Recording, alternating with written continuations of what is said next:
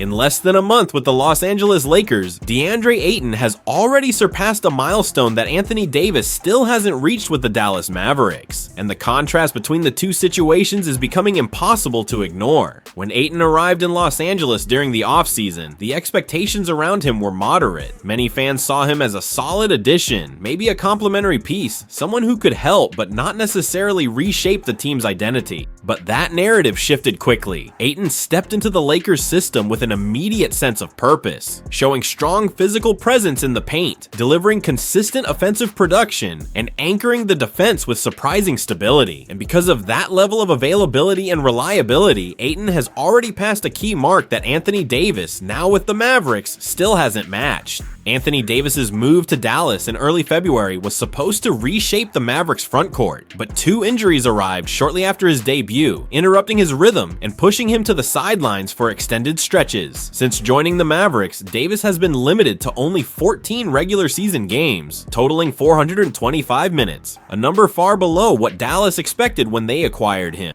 Ayton, on the other hand, has lived the opposite experience in Los Angeles. Out of the Lakers' first 15 games this season, all played in a span of less than a month, he has missed just one. That alone gives him the same number of appearances Davis has managed in almost 3 months with the Mavs, and the comparison becomes even clearer with playing time. Through the 14 games he has played, Ayton has already reached 425 minutes on the court, surpassing Davis's total by 10 minutes. This shows how dependable and durable the Lakers' new center has been, making himself available every night and offering the kind of consistency that head coach JJ Redick has emphasized since taking over the team. What makes Ayton's performance even more notable is the way he's impacting the game on both ends of the floor. Averaging a little over 30 minutes per game, he has embraced his role as a two-way contributor. Offensively, he positions himself extremely well, creating high-percentage scoring opportunities and constantly putting pressure on opposing bigs. His ability to read the flow of the offense has allowed him to receive a steady stream of lob passes, especially from high-level creators like Luka Doncic and 40-year-old LeBron James. These sequences have become a repeated weapon in the Lakers' attack, turning Ayton into a constant threat above the rim. Defensively, he has brought exactly what the Lakers were lacking last season: stability. Ayton has been contesting shots inside, securing rebounds on both ends, and providing a physical presence that allows the perimeter defenders to play more aggressively. His communication on defense has also stood out, something not always associated with his earlier years in the league, and the numbers reflect the storyline perfectly. Across his 14 games, Ayton has recorded a double-double in points and rebounds 7 times. The Lakers have lost only one of those games, which underscores how meaningful his production is to the team's success. That means half of Ayton's appearances so far have resulted in double-doubles, a level of efficiency and consistency that many didn't expect this early in his Lakers tenure. More importantly, these performances aren't empty stats. They have translated into real influence on the court, possession by possession. What makes the comparison with Anthony Davis even more striking is not only the difference in minutes or availability, but the direction in which each player's situation is trending. While Davis continues to navigate injuries and adjustments in Dallas, Ayton is experiencing one of the smoothest transitions of his career in Los Angeles. His fit with the roster, his chemistry with elite playmakers, and his ability to sustain high effort night after night have made him one of the most stable pieces of the team, and all of this has come in less than a month, a time frame in which most players are still learning the playbook or adapting to a new environment. Ayton hasn't just adapted, he has established himself. But while Ayton consolidates his presence on the court, seismic changes are happening behind the scenes in the Lakers organization, transformations that could define the franchise's future for years to come. The Los Angeles Lakers have sent shockwaves through the NBA world with a front office decision that few saw coming. The franchise has officially removed Joey and Jesse Buss from their executive positions, effective immediately. The news broke when ESPN insider Shams Charania posted the update on X, explaining that the Lakers are initiating a full restructuring of their basketball operations department. According to Shams, the organization is choosing to move in a different direction, bringing an abrupt end to the brothers' long-standing executive roles. Joey and Jesse confirmed the shakeup themselves, acknowledging what many are already calling one of the most dramatic internal shifts the Lakers have made in years. Soon after the announcement, the brothers released an emotional public statement reflecting on their 2-decade journey with the franchise. "We are extremely honored to have been part of this organization for the last 20 seasons. Thank you to Laker Nation for embracing our family every step of the way. We wish things could be different with the way our time ended with the team." At times like this, we wish we could ask our dad what he would think about it all. Those words carried weight, especially given the legacy of their father, Dr. Jerry Buss, one of the most iconic owners in sports history. And even though they're stepping away from daily operations, Joey and Jesse will still maintain their minority stakes in the team. This comes after the Buss family officially sold its majority ownership to Mark Walter, a move that had already signaled major changes on the horizon. Back in mid-June, Shams Charania reported that the Buss family had finalized a deal to transfer controlling interest of the Lakers to Walter, the CEO and chairman of TWG Global. Walter has been involved with the franchise since 2021, but now, with majority control, his influence is set to shape the direction of the Lakers for years to come. Walter is no stranger to success in the sports world. He owns the WNBA's Los Angeles Sparks, the new Cadillac Formula One team, and a franchise in the Professional Women's Hockey League. His investment portfolio reaches every corner of professional athletics. But perhaps most notably, under his leadership, the Los Angeles Dodgers have transformed into a powerhouse, one of the most respected and consistently dominant organizations in baseball over the past decade. 3 championships under his ownership speak for themselves. With Walter now stepping into a larger leadership role inside the Lakers organization, many fans and analysts are asking the same question. Will his proven formula of structure, spending power, and long-term planning bring the purple and gold back to the heights they once knew?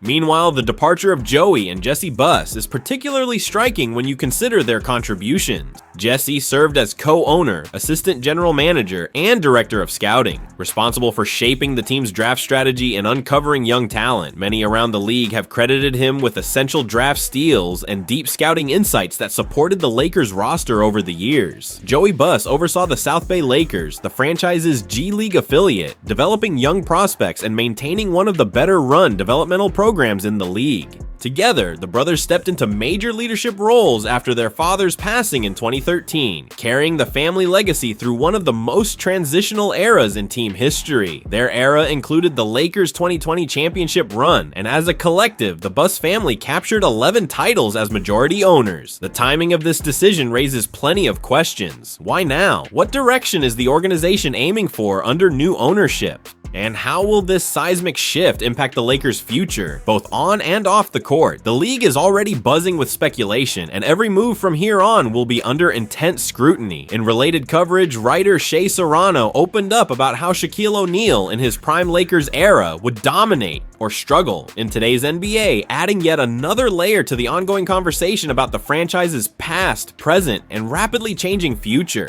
For now, one thing is clear. This isn't just a routine front office change. This is a dramatic turning point in the story of one of the most storied franchises in sports. And this behind-the-scenes restructuring may be directly connected to what's coming on the market, because according to league insiders, the Lakers aren't done making moves, and the next play could happen within weeks. The Los Angeles Lakers appear to be closing in on a pivotal roster move, one that league insiders believe could be finalized in less than a month, and one that may instantly address the team's lingering defensive problems. For weeks, the Lakers have been exploring ways to add perimeter defense, youth, and energy without sacrificing their limited assets. And now, a rare opportunity has emerged. Los Angeles could acquire Keon Ellis and Devin Carter from the Sacramento Kings at an incredibly low cost, essentially for spare parts, if they can convince Sacramento that Dalton Knecht fits their long-term vision. Ellis is a player scouts rave about. He's a tenacious on-ball defender, the kind of guard who pressures ball handlers from the moment they cross half court. He's also a career 43.1% shooter from 3, a valuable combination the Lakers rarely have access to without giving up major assets. Yet despite his skill set, Ellis has watched his minutes decline in Sacramento's crowded rotation. He's become an underutilized piece, hidden behind players who are prioritized ahead of him. Then there's Devin Carter, the Kings' 2024 lottery pick. Before he even played a regular season game, Sacramento reportedly explored moving him during the offseason. That raised eyebrows around the league. Teams don't give up on lottery picks that fast, unless organizational chaos is at play. And for years, chaos has been the defining word around the Kings' decision-making. What Sacramento considers expendable could become exactly what the Lakers need. The state of the Lakers' defense tells the full story. Los Angeles sits 17th in defensive defensive rating, a mediocre mark for a franchise that continues to speak publicly and privately about chasing championships. They want to be one of the best 10 defenses in the NBA. They want to be the type of team that can lock down opponents in playoff crunch time. But to get there, they need what they currently lack, a legitimate point of attack defender who can guard elite guards night after night. They also want to reduce the defensive burden on 40-year-old LeBron James, who cannot be expected to carry the team on both ends at this stage of his career, no matter how remarkable he still is. That's where Ellis comes in. He plays with urgency, he competes on every possession, he closes out shooters, fights through screens, and rotates with discipline. His shooting ability allows him to stay on the floor, making him a two-way player instead of a situational defender.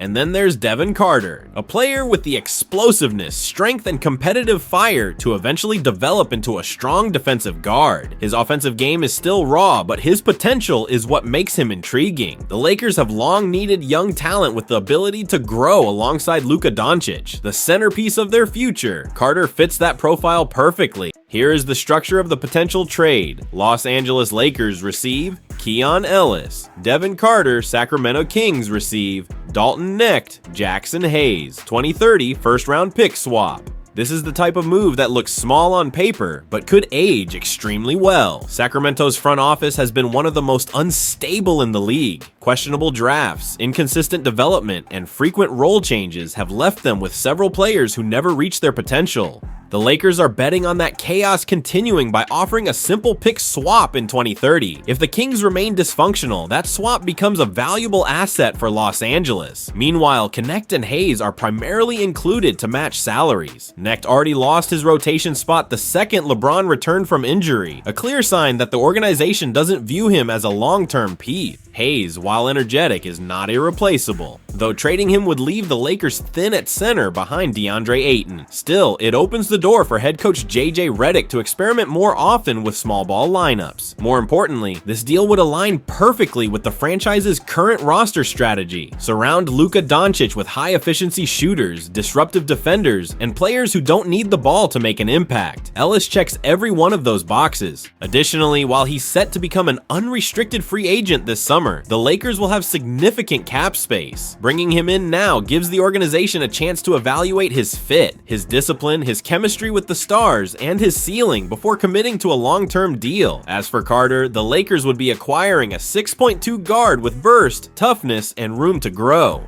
Buying low on former lottery picks has paid off for multiple franchises, especially when those players enter more stable environments. Los Angeles could easily be the place where Carter finally finds direction. Some fans may hesitate, worried about giving up Knecht or Hayes, but depending on how the standings look in 2030, this could effectively become a direct swap of Knecht and Hayes for Ellis and Carter. And if that's the case, the Lakers would be getting the clear upside in the deal. The bigger picture is straightforward. The Lakers plan to be active, aggressive, and opportunistic. They aren't just chasing stars, they're hunting for undervalued role players who can elevate the roster without costing major assets. This is the type of move that often separates title contenders from teams that fall short. The stars, LeBron, Luka Doncic, and Ayton, give the Lakers the firepower. The coaching staff provides the structure. What they need now are smart, impactful, system-fitting role players. And that's exactly what Ellis and Carter could become. For the purple and gold, acquiring two potential difference makers at such a minimal cost is the kind of strategic gamble that can reshape a season and potentially reshape the next era of Lakers basketball.